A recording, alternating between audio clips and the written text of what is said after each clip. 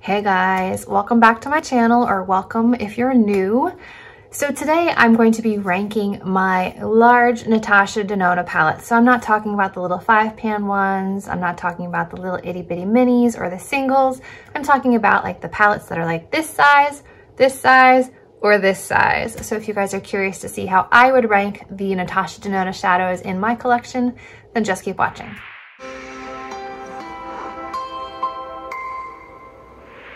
Now, first off, I have to say, I know that her palettes are extremely pricey.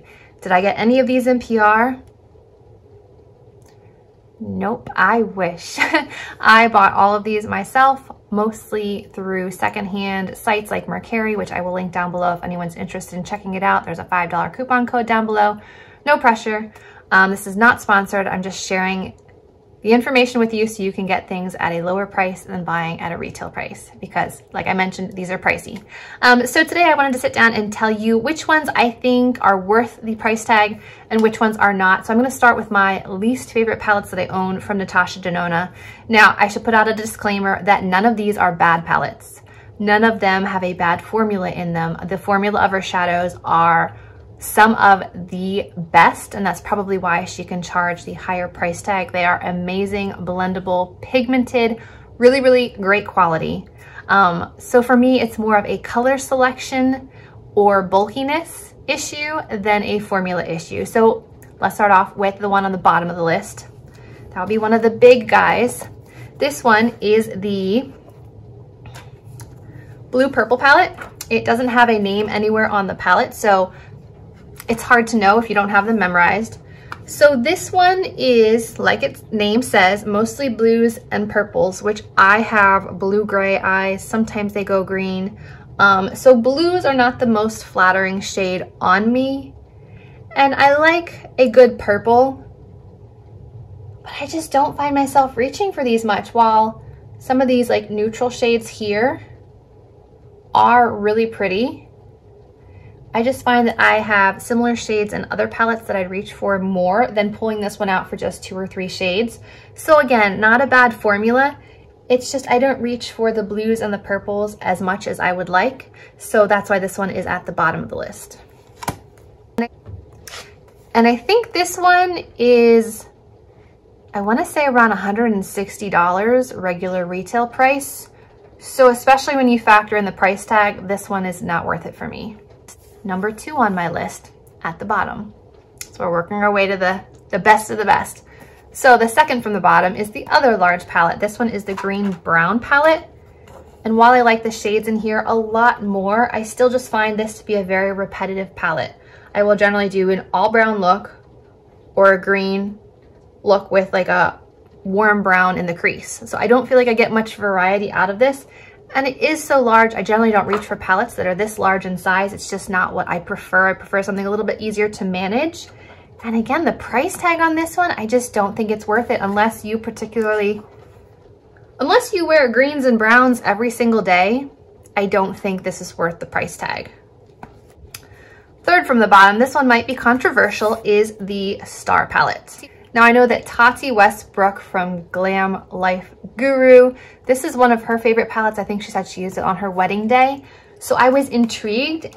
And while I like the shades in here, like I like that you get the warm browns, cool browns, gray, some pink, some, a couple shimmers. I find the shimmers in this palette to be a little bit more difficult to work with than some of her newer palettes.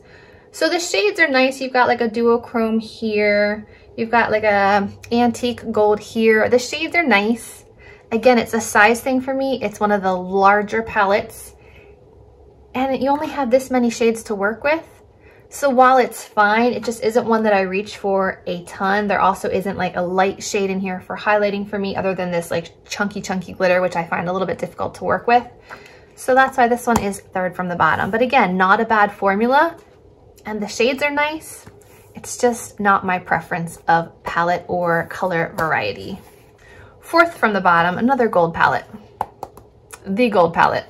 I like the size of this one. So now we're getting into the size that I prefer. I prefer the slightly palm size palettes to the larger ones. This one, what bothers me is that I rarely use the metallic teal. And I don't really love a ton of gold on the lids. Like yes, today I have golds and oranges, but golds by themselves I don't love on my lids. So I will use like the mustardy shades in here, the matte green, kind of this duochromy green shade here. I'll use some of the bronzy shades. So I like this. I like the matte green. I love the mustardy tones. But again, there isn't a light shade in here for me to kind of like brighten things up other than this like one that looks like a white, but it's actually a gold. It's like a gold duochrome that makes you think it's white, but it's not. It's actually like a white gold. So fun palette. You get some colors to add definition like these two, which I appreciate. So I like this one. We're moving up on my list. So I like it more than the other three, but it's still fourth from the bottom. Next is one that I went back and forth between regretting the purchase and being happy with the purchase. And that was the Denona Metropolis palette. This one, I believe was like $129 regular. I didn't pay full price. I didn't pay full price for any of these. I either got them on sale through Sephora or Beautylist or Natasha Denona, or through Mercari or eBay or something like that, where it's secondhand, might have been swatched once or twice and then resold.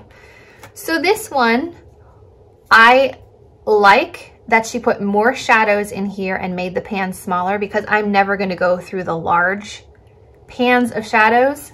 I just don't use them often enough to do that. And I also like that she introduced these like cream matte formulas, which I actually really like. They're really silky and smooth. I also really like some of the shades in here, but I also feel like this one gets a little repetitive with all of the oranges and then the greens and the golds. I would have appreciated like a white shade in here, a cream shade in here, or even like one gray tone in here. These are green gold, green gold, green gold, green, bronzy orange, orange, bronzy orange. You have two blue in here, but like I mentioned before, blue is at the bottom of my list, so that's not gonna help this palette at all. So I went back and forth between saying this is a waste of money, I'm getting the same look over and over, to flipping to, you know what, I'm obsessed with this olive shade, I'm obsessed with this orange shade. So I do like this one and it did grow on me, but is it worth the price tag? I'll let you be the judge of that one. Next was a palette that I didn't think I wanted until I had it, and it is the Love Palette. This one has purples and pinks, and I thought, it's all purple and pink. What am I gonna do with a purple and pink palette?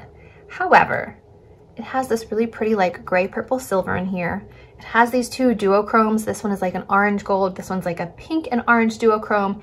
It has this deep black and purple. It almost looks like a black.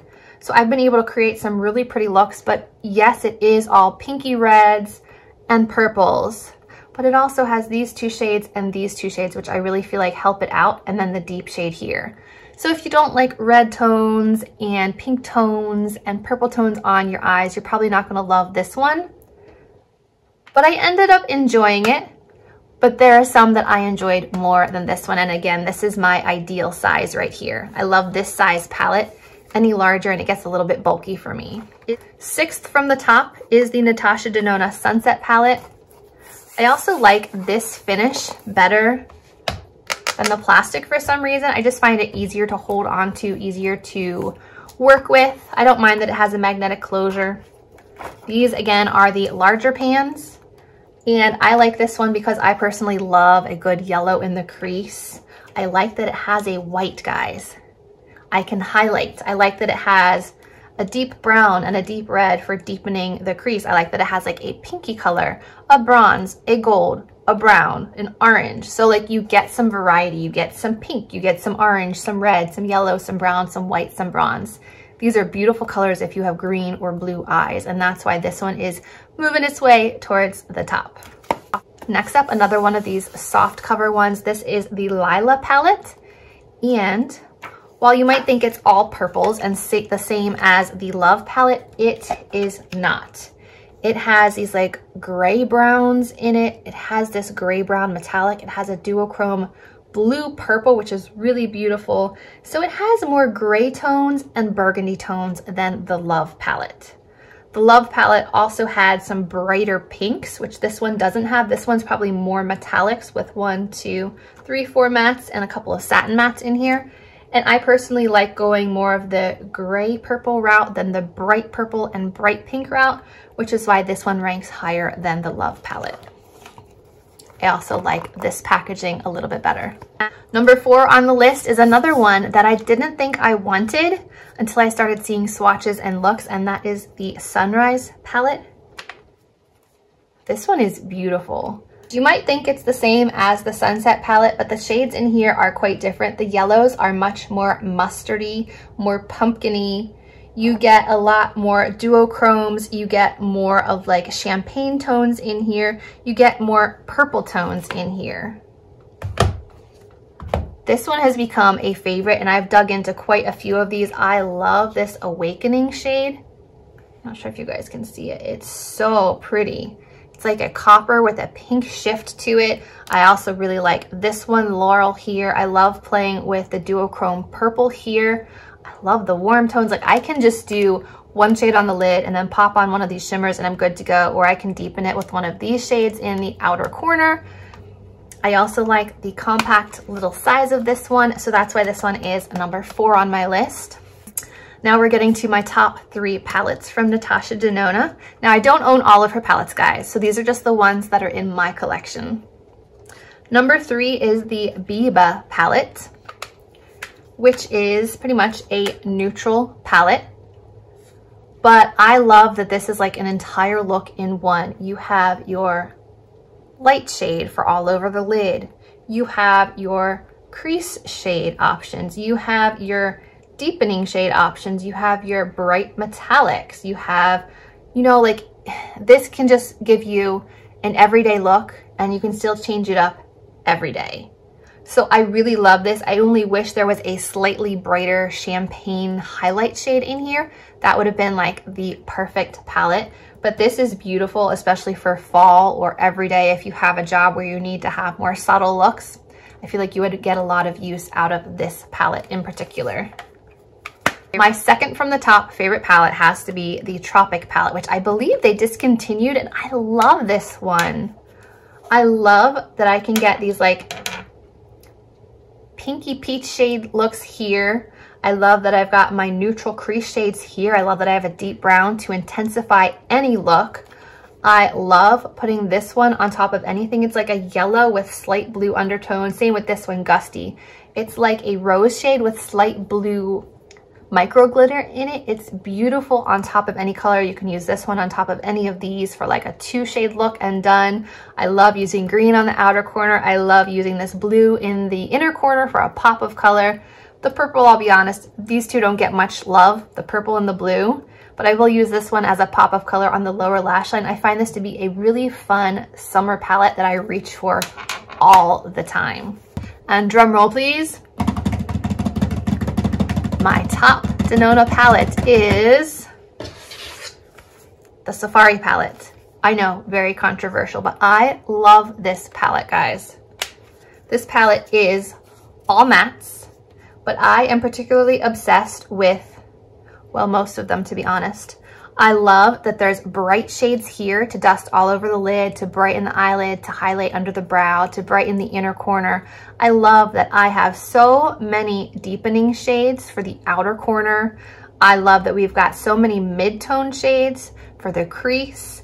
I like to make a look out of just these two. I will do this like green gray on the lid and then the deep like green gray on the outer corner, and it looks beautiful. Sometimes I'll just do the oranges, sometimes I'll just do the purples, and sometimes I do a combination of all three. I use this one for our photo shoot, our family photo shoot in the fall.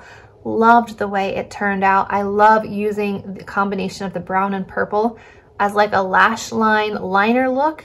So pretty. I know some people say that this can get muddy, which of course, if you're gonna mix an orange and a blue, you're gonna get brown. If you're gonna mix a green and a reddish shade, you're gonna get brown.